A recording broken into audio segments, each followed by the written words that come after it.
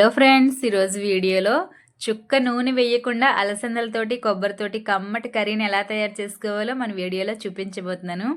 ఇది రోటీ, చపాతీ, ఫుల్కాలోకి చాలా బాగుంటుందండి. రైస్లోకి బాగుంటుంది, కానీ రైస్ కన్నా నేను ముందు చెప్పిన వాటితోటి కమ్మగా ఉంటుంది. అలానే హెల్త్కి కూడా చాలా మంచిది. ఈ కర్రీలో మనము చుక్క నూనె కానీ స్పైసెస్ కానీ ఏమి కూడా యాడ్ చేయనవసరం లేదండి. 5 మినిట్స్లో అయిపోతుంది. ఇక ఆలస్యం చేయకుండా ఈ అలసందలు రాజ్మా తోటి ఈ కర్రీని సింపుల్గా నూనె వేయకుండా ఎలా తయారు చేసుకోవాలో మన వీడియోలో చూసేద్దాం. ముందుగా అలసందల్ని నేను రాజ్మా పిక్కల్ని తీసుకుంటున్నాను. ఇదే ప్లేస్లో మీరు వేరే పప్పు ధాన్యాలు కూడా తీసుకోవచ్చు. అలసందలు అంటే కొంతమంది బొబ్బర్లు అని కూడా అంటారండి. ఒక్కొక్కరు ఒకలా పిలుస్తూ ఉంటారు. నేను ముందు చెప్పాను కదండి, వీటి ప్లేస్లో వేరొక పప్పు ధాన్యాలు కూడా తీసుకోవచ్చు అని. అది ఉలవలు అవ్వచ్చు, పచ్చపెసలు అవ్వచ్చు, శనగలు అవ్వచ్చు. ఎక్స్ట్రా మీ దగ్గర ఏ పప్పు ధాన్యాలు అనుకూలంగా ఉంటే అవే వేసుకోవచ్చు.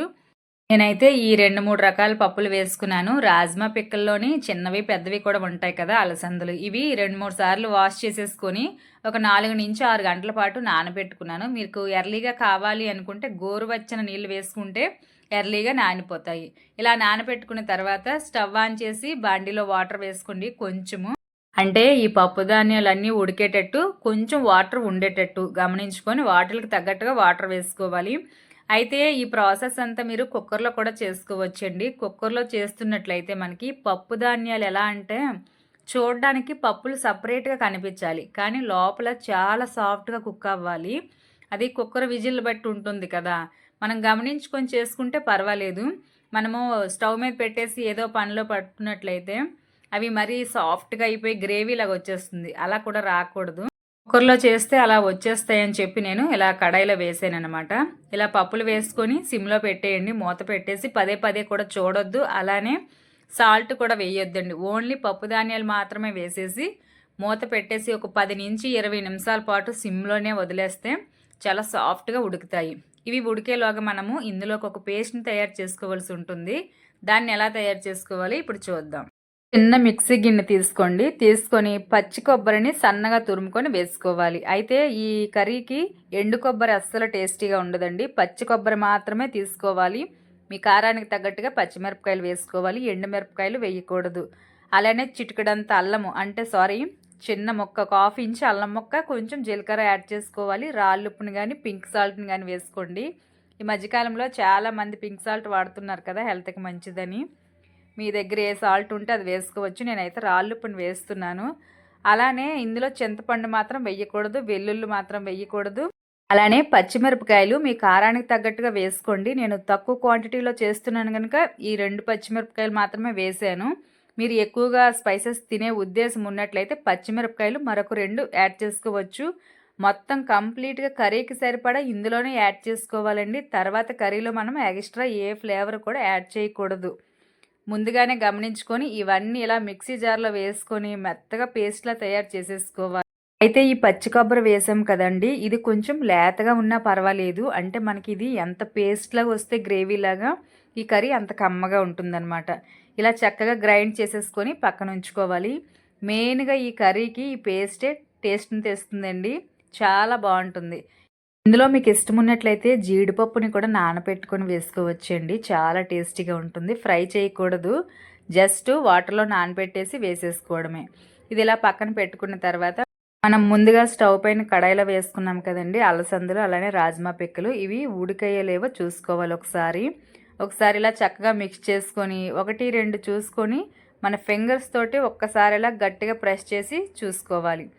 చూసారా ఎంత సాఫ్ట్గా ఉడికాయో? ఈ చిన్న పప్పు ధాన్యాల కన్నా పెద్దవే చూసుకోవాలి రాజ్మా పిక్కలు. ఇంత సాఫ్ట్గా ఉడకాలి, అప్పుడే మనకి కర్రీ చాలా టేస్టీగా ఉంటుంది. మనం తినేటప్పుడు ఈ పలుకుల్లాగా తగిలి లోపల సాఫ్ట్గా ఉంటే కర్రీ చాలా టేస్టీగా ఉంటుంది.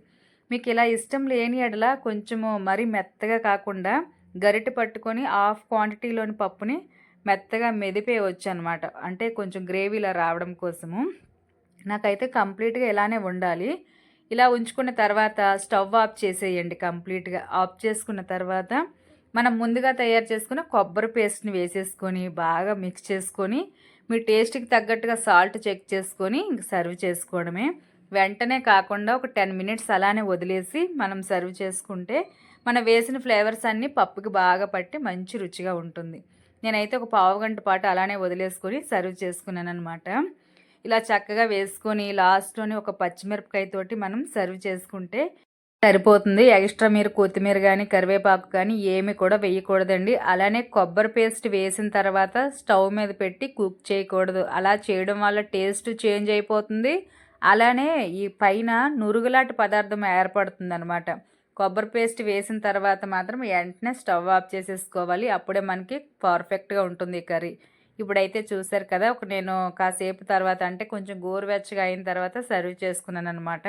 అలసందలు రాజ్మా తోటి కొబ్బరి వేసుకొని చుక్క నూనె వేయకుండా ఈ కర్రీని ఎలా తయారు చేసుకున్నామో చూసారు కదా! చాలా రుచిగా ఉంటుంది. హెల్త్‌కి కూడా చాలా మంచిదండి. రోటీ, చపాతీ, పుల్కాలకు చాలా బాగుంటుంది. అలా కాకుండా మనం అప్పుడప్పుడు చాట్ రెసిపీస్ తింటూ ఉంటాం కదా! ఆ ప్లేస్‌లో కూడా ఇది చాలా బాగుంటుంది. మీరు కూడా తప్పకుండా ట్రై చేయండి. హెల్త్‌కి చాలా మంచిదండి ఇది. మనం ఆయిల్ వేయకుండా చేసాం కదా! డైట్ చేసే వాళ్ళకి కూడా బెస్ట్ ఆప్షన్ అని చెప్తాను నేను. రైస్ ప్లేస్‌లోని ఒక కప్పు తింటే సరిపోతుంది. బోలెడంత బలం కూడా వస్తుంది. ఈ వీడియో అయితే మీకు నచ్చి అర్థమైందని అనుకుంటున్నాను. వీడియో నచ్చినట్లయితే లైక్ చేసి మీ ఫ్రెండ్స్ అండ్ ఫ్యామిలీకి ఫార్వర్డ్ చేసి మన ఛానల్ని సబ్స్క్రైబ్ చేయండి. Thank you for watching.